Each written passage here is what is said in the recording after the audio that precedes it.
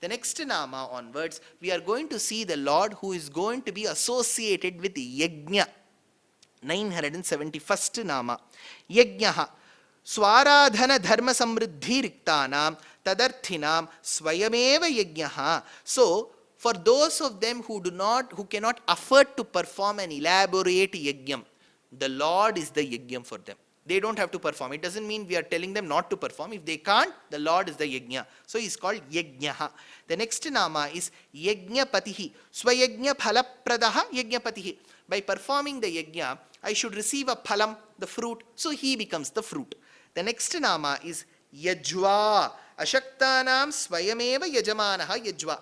Think that there is one person who has no body strength, money strength to perform a yajna. However simple you perform, you need some money to buy the samagris, right? He doesn't have. Then who becomes the performer? See, he is able to aggregate a few materials, but he doesn't get people for the affordability that he has. Then the Lord becomes the performer. So he becomes the yajnam, he becomes the phalam for the yajnam, he becomes the yajva. So he is called yajva. Ashaktanam swayameva yajamanaha. So he assumes the role. So he is called yajva. The next nama is yajnangaha.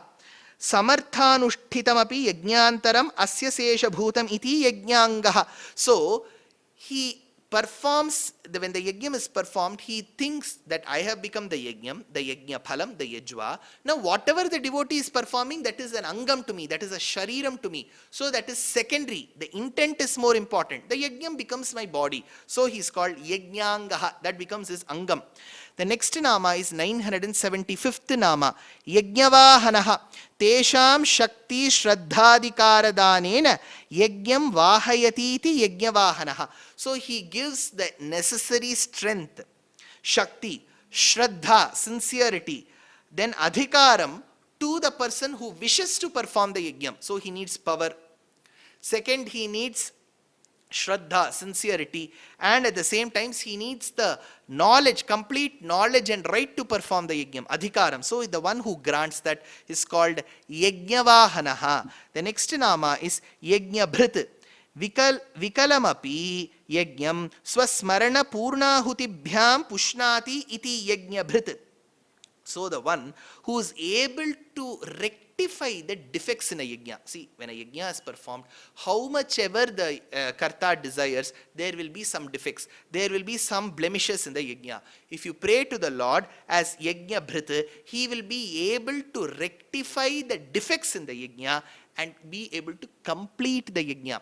When Daksha yajna was performed, in halfway there was huge violence. Daksha ill-treated Shiva devotees. Shiva devotees barged into the yajna.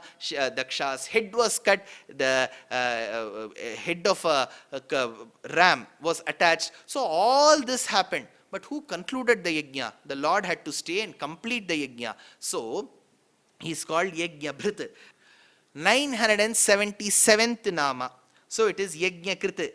Jagadhitaya Yajnamadau Srijati iti Yajnakrit. So during the creation of the world, na brahma na ishanaha na medhyava prithvi sadeva somya idamagrasi tyekameva dvitiyam. When he alone was there with Swadha, with Mahalakshmi, who performed the entire yajnam of the world? Because that also needs a performance, right? He is the one who performed the first Adi Yajnam. So he is called Yajnakrit.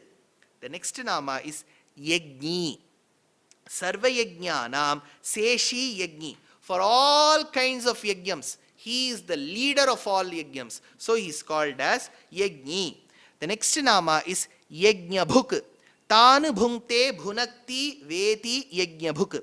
He safeguards the yajnas that are performed by his devotees.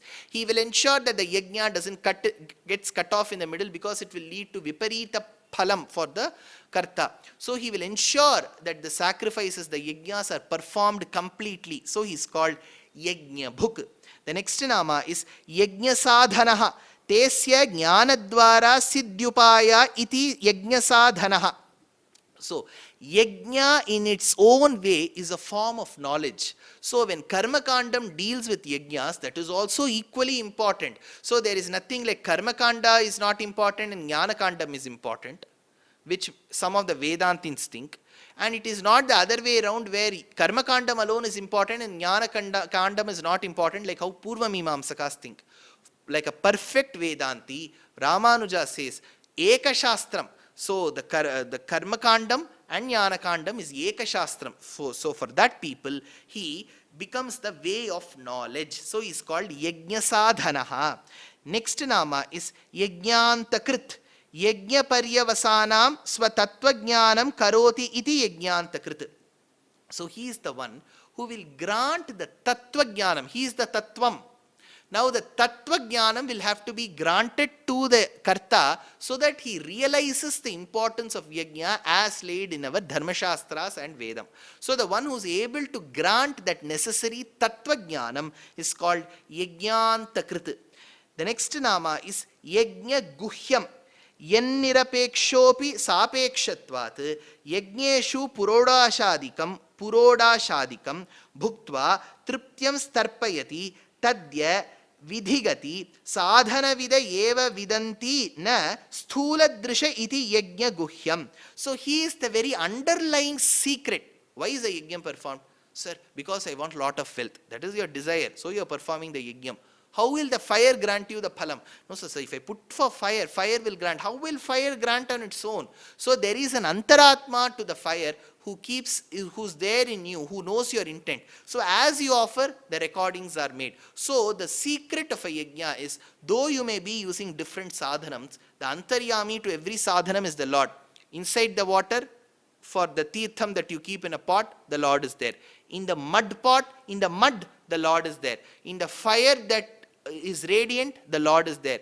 In the mantra that is being recited, the Lord is there. The one who performs the yajna, the Lord is there. The one who initiates the yajna, the Lord is there. In the mantra, the Lord is there. The one we are going to give the havis to him, he is there. The one who accepts it, the Lord is it. The one who grants the palam, he is the Lord. So he is the secret behind the entire process of a yajna. So he is called Yajna Guhyam. He is the secret.